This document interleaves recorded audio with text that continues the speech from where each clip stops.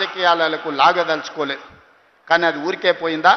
యాదగిరిగుట్ట లక్ష్మీ నరసింహస్వామి దగ్గర జరిగిన అపచారానికి మూల్యం చెల్లించలేదా? మన ప్రభుత్వం ఏర్పడ్డ నాడే బొక్కవోర్ల పడి మక్కెలు ఇరగలేదా? మీకు తెలియదా? చేసిన పాపాలు ఎక్కడికి పోవు, మన ఎంబడే వస్తూనే ఉంటాయి నీడలాక. ఇవాళ పాపాలు చేసింది కాబట్టి మీ పరిస్థితి గట్లయింది. నేను అంటలేని మాట ఆ పార్టీ నాయకురాలే అన్నారు.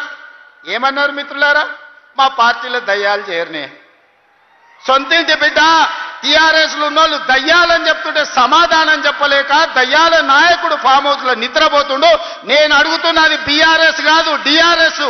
డిఆర్ఎస్ అంటే దయ్యాల రాజ్య సమితి. అది ఇవాళ అది భారత రాష్ట్ర సమితి కాదు, అది దయ్యాల రాజ్య సమితి. అందుకే ఇవాళ ఈ వేదిక మీద నుంచి తెలంగాణ ప్రజలకు నేను మాట ఇస్తున్నా, అవి దయ్యాలు కాదు, కొరివి దయ్యాలను వాళ్ళని పొలిమేర్లు దాటే వరకు తరిమి కొట్టే బాధ్యత 4 కోట్ల తెలంగాణ ప్రజల తరఫున మీ సోదరుడిగా నేను ఆ బాధ్యత తీసుకుంటా. ఖచ్చితంగా ఈ కొరివి దయ్యాలను పొలిమేర్లు దాటే వరకు తరిమి కొట్టాలి. దాంట్లో మీ సహకారం ఉండాలి. నల్గొండ బిడ్డలు ముందు బాగాన నిలబడాలి అని చెప్పి నేను మా మిత్రులకు విజ్ఞప్తి చేస్తున్నాను. ఇవాళ మిత్రులారా, నేను ప్రభుత్వ ఉద్యోగుల గురించి చర్చించినాం. ప్రభుత్వ ఉద్యోగుల సమస్యల్ని పరిష్కరించాలనే ప్రయత్నం చేసినాం. వాళ్ళ డిఏల సంగతి, వాళ్ళ సమస్యల సంగతి మా బట్టి విక్రమార్క గారు, మా నాయకులు శ్రీధర్ బాబు గారు అందరు చర్చించి ఒక కొలిక్కు పట్టుకొచ్చినాం. ఇవాళ మాట్లాడుతున్నాడు వాళ్ళ సమస్యలు మీరు పరిష్కరించలేదు. వాళ్ళందరేమో హర్షం వ్యక్తం చేసింది. ఈ ప్రభుత్వ ఉద్యోగులను కుటుంబ సభ్యులుగా భావించి మా సమస్యలను పరిష్కారానికి ముందుకు వచ్చిండ్రు. మనస్ఫూర్తిగా ధన్యవాదాలు తెలియజేస్తున్నామని. సరే, ఆరోపణలు ప్రత్యారోపణలు పక్కన పెట్టండి. నేను ఇవాళ వేదిక మీద నుంచి 5 లక్షల తెలంగాణ ప్రభుత్వ ఉద్యోగులను అడుగుతున్నా, వాళ్ళ సతీమణులను నేను అడుగుతున్నా మీ సోదరుడిగా. అక్క, అవ్వ, అమ్మ, 10 ఏళ్ల చంద్రశేఖరరావు ముఖ్యమంత్రిగా ఉన్నప్పుడు ఏనాడైనా 1వ తారీఖు నాడు మీ ఆయన జీతాలు ఖాతాలో పడ్డాయా? నెల జీతం 1వ తారీఖు నాడు వస్తే వచ్చే ఎన్నికల్లో నాకు ఓటు వేయకండి. నేను తెలంగాణ రాష్ట్ర ప్రభుత్వానికి ముఖ్యమంత్రిగా బాధ్యత చేపట్టినాక ఈ 5 లక్షల ప్రభుత్వ ఉద్యోగస్తులకు 1వ తారీఖు నాడే మొత్తం జీతం మీ ఖాతాలో వేస్తే మీరు అండగా నిలబడండి. ప్రజా ప్రభుత్వాన్ని ఆశీర్వదించండి. నెల ప్రభుత్వ ఉద్యోగులకు జీతాలు ఇవ్వలేనోడు, దివాలా తీసిన దద్దమ్మలాక ఇన్స్టాల్మెంట్ల జీతాలు చెల్లించినోడు ఇవాళ వచ్చి నన్ను ప్రశ్నిస్తాడా? నువ్వా నన్ను అడిగేది? 10 ఏళ్ళు రాష్ట్రాన్ని దోసుకొని, రాష్ట్రాన్ని తగలబెట్టి, రావణ కాష్టంగా మార్చి 8 లక్షల కోట్ల రూపాయల అప్పు చేసి రాష్ట్రాన్ని దివాలా తీపించి విద్యార్థులను, రైతులను, ఉద్యమకారులను పొట్టన పెట్టుకొని బంగారు తెలంగాణ ముసుగులో బొందలగడ్డ తెలంగాణ చేసిన దిక్కుమాలిన ప్రతి ఎదవ ఈరోజు మనల్ని వచ్చి విమర్శిస్తాడా? కార్యకర్తలారా ఆలోచన చేయండి. 18 నెలల్లో ఎన్నడైనా మనం నిద్రపోయినామా? 18 నెలలలో ఎన్నడైనా కార్యకర్త నుంచి నాయకుల వరకు ఎవరినైనా కలవకుండా ఉన్నామా? ఇవాళ ఎవరిని కలవకుండా చూసిన వాళ్ళు కలవకుంటోళ్ళు, మనం కాదు. ఎన్నిసార్లు బయటకు వచ్చిండు, ఎన్నిసార్లు ప్రజల్ని కలిసిండు ఆయన అడగని. మా అక్కల్ని అడుగుతున్నా, అక్క ఏనాడైనా ముఖ్యమంత్రిని చూసిర్రా? ఇంతకుముందే వాసాల మర్రిలా ఆయన వచ్చినాడు. ఎవరికి? ఆకుల ఆగవ్వకు అల్లనేరేడు పండించిండంట. ఆ అల్లనేరేడు పండి తిన్నందుకు ఆమె పోయి దావకాళ్ళు పడ్డ. మా అక్క కూడా ఇక్కడికి వచ్చే ఉంటుంది నాకు తెలిసి. ఇవాళ వాసాల మరిలో ఇళ్ళని కూలగొట్టి శ్మశానం చేసి కూర్చున్నాడు. దాని ఆదర్శ గ్రామంగా తీర్చిదిద్దుతా అన్నాడు. మరి ఆ వాసాల మరి పరిస్థితి ఏముందో నాకైతే తెలియదు. కానీ మా చామలకీరను, మా బీర్ల ఐలేను పోయి చూసిరాం అంటున్నా. వాళ్ళకి ఆయన అన్యాయం చేసిపోతే న్యాయం చేసే బాధ్యత మన మీద ఉన్నది. వాళ్ళ ఉన్న ఇల్లు వీకి పందిరేసి, పందిరి కూడా కాదు, ఇల్లు వీకి మొత్తం ఎక్కడిదక్కడ చేసిపోయింది. వెనకటి కనుకే పెద్దోళ్ళు చెప్పారు, పనిమంతుడు పందిరేస్తానంట కుక్కతోక తలిగి కూలిపోయిందంట.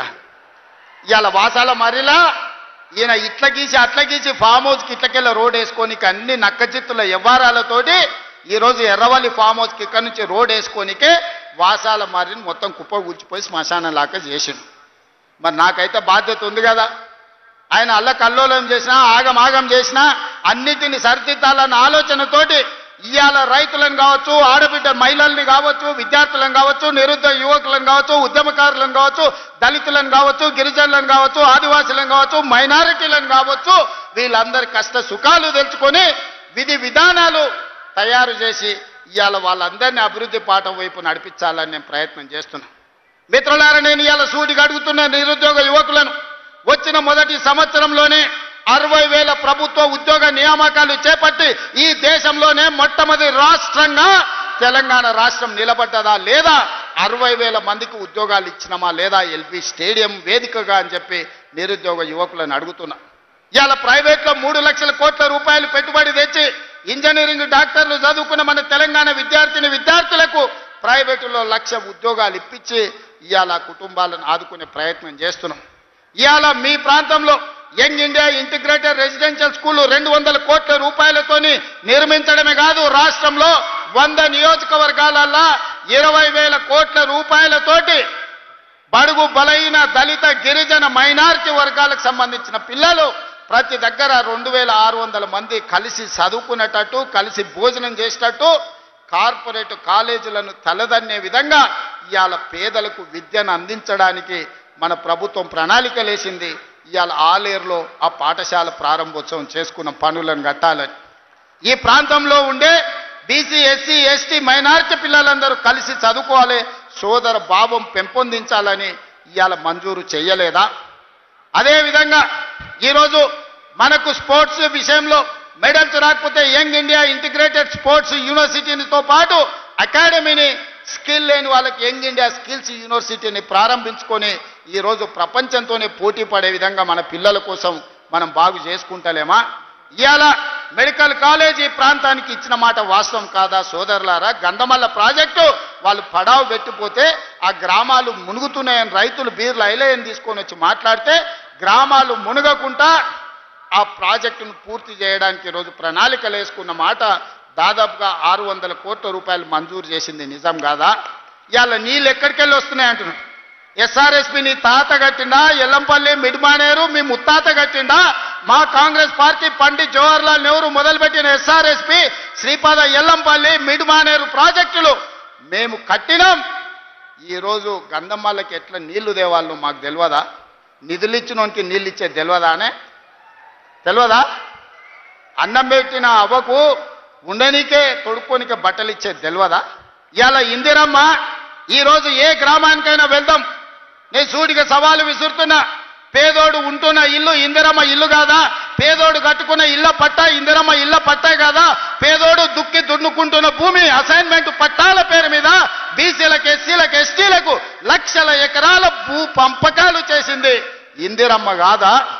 ఆ ఇందిరమ్మ మా అమ్మ కాదా? మా కాంగ్రెస్ పార్టీ తల్లి కాదా ఇందిరమ్మ? ఆమె నాయకత్వంలో పనిచేసే మేము ఇవాళ ఈ ప్రాంతాన్ని అభివృద్ధి చెయ్యాలని మేము ముందుకు వస్తే, అదేవిధంగా ఈరోజు రాష్ట్ర స్థాయిలో 4.5 లక్షల